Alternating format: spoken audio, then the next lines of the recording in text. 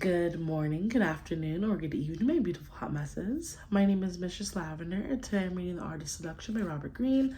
I am on page 182, and I'm in chapter 22, Use Physical Lures. Before you begin, make sure to like, comment, and subscribe, and turn your post notifications on. I'm so serious. You need to follow me right now.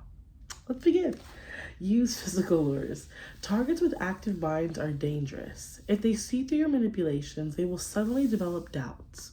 Put their minds gently to rest and waken their dormant senses by combating a non-defensive attitude with a changed sexual presence. With your cool, nonchalant air is calming their minds and lowering their inhibitions. Your glances, voice, and bearing oozing sex and desire are getting under their skin, agitating their senses,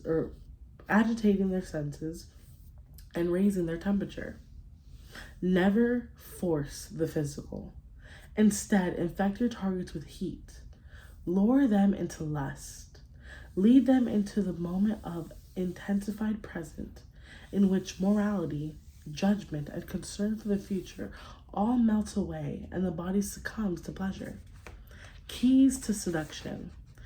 Now more than ever, our minds are in a constant state of distraction, barged with endless information, pulled in every direction. Many of us recognize the problems. Articles are written, studies are completed, but they are simply become more information to digest. It is almost impossible to turn off an overactive mind. The attempt simply triggers more than thoughts. An inescapable hall of mirrors. Perhaps we turn to alcohol, to drugs, to physical activity, anything to help us slow the mind. Be more present in the moment. Our discontent presents the crafty seducer with infinite opportunity. The waters around you are teeming with people seeking more kind of release from mental overstimulation. The lure of encumbered physical presence will make them take your bait. But as you prowl the waters, understand the only way to relax a distracted mind is to make it focus on one thing. A hypnotist asks the patient to focus on a watch, swinging back and forth. Once the patient focuses, the mind relaxes, the senses awaken. The body becomes prone to all kinds of novel sensations and suggestions. As a seducer, you are a hypnotist, and what you are making the target focus on is you. Throughout the seduction process, you have been filling the target's mind. Letters, mementos, shared experiences keep you constantly present, even when you are not there. Now, as you shift to the physical part of the seduction, you must see your targets more often. Your attention must become more intense. The more your targets think of you, the less they are distracted by thoughts of work and duty. When the mind focuses on one thing to relax, when the mind focuses on one thing, it relaxes. And when the mind relaxes, all the little paranoid thoughts that we are prone to, do you really like me? Am I intelligent or beautiful enough?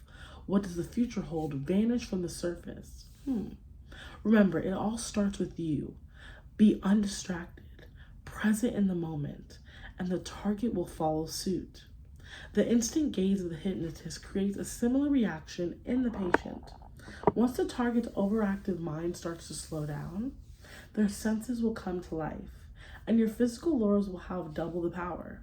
You will have the tendency to employ physical lures that work primarily on the eyes, the sense we most rely on in our culture.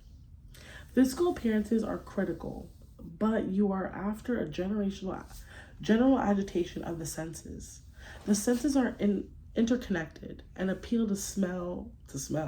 An appeal to smell will trigger touch. An appeal to touch will trigger vision, casual or accidental touch. Better a brushing of the skin than something more thoughtful right now. Will create a jolt and activate the eyes. Subtly modulate the voice, make it slower and deeper. Living senses will crowd our irrational thought. During the seduction, you will have had to hold yourself back to intrigue and frustrate the victim. You will have frustrated yourself in the process and will already be champing at the bit. Once you sense that your target has fallen for you and cannot turn back, let those frustrated desires course through your blood and warm you up. Sexual desire is contagious. They will catch your heat and glow in return. The seducer leads the victim to a point where he or she reveals involuntary signs of physical excitation that will read in various symptoms. Once those signs are detected, the seducer must work quickly, applying pressure on the target to get lost in the moment. The past, the future, all moral scrupulence vanish in air.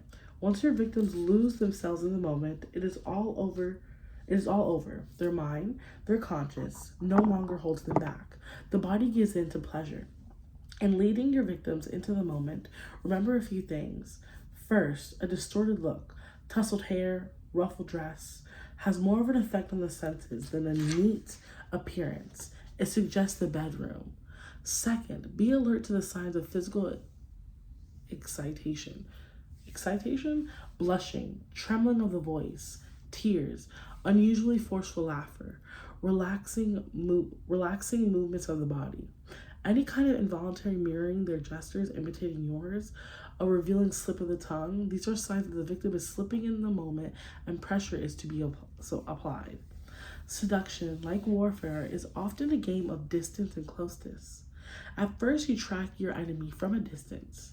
Once the victim is heated up, you quickly bridge the distance, turning to hand-to-hand combat in which you give the enemy no room to withdraw, no time to think, or to consider the position in which you had them placed or in which you have placed him or her. To take the element of fear out of this, use flattery. Make the target feel more masculine or feminine. Praise their charms. It is their fault that you have become so physical and aggressive. There is no greater physical lure than to make your target feel alluring. Shared physical activity, swimming, dancing, sailing. It's always an excellent lure. In such activity, the mind turns off and the body operates according to its own laws. The target's body will follow your lead, will mirror your moves as far as you want it to go. In the moment, all moral considerations fade away, and the body returns to a state of innocence. You can partly create that feeling through a devil-may-care attitude. When the time comes to make the seduction physical, train yourself to let go of your own inhibitions, your doubts, your lingering feelings of guilt and anxiety. Your confidence and ease will have more power to intoxicate the victim than all the alcohol you can apply. Exhibit a lightness of spirit. Nothing bothers you. Nothing daunts you. You take nothing personally. Do not talk about work, duty, marriage, the past or future. Plenty of other people will do that. Do not worry about what people think of you. Do not judge your targets in any way. You are drawing them into an adventure, free of society's strictures, and moral judgments. With you, they can act out a fantasy, which for many might be the chance to be aggressive or transgressive, to experience danger. So empty yourself of your tendency to moralize and judge. You have lured your targets into a momentary world of pleasure, soft and accommodating, all rules and taboos out the window. The symbol, the raft, floating out to sea, drifting with the current. Soon, the shoreline disappears from sight, and the two of you are alone.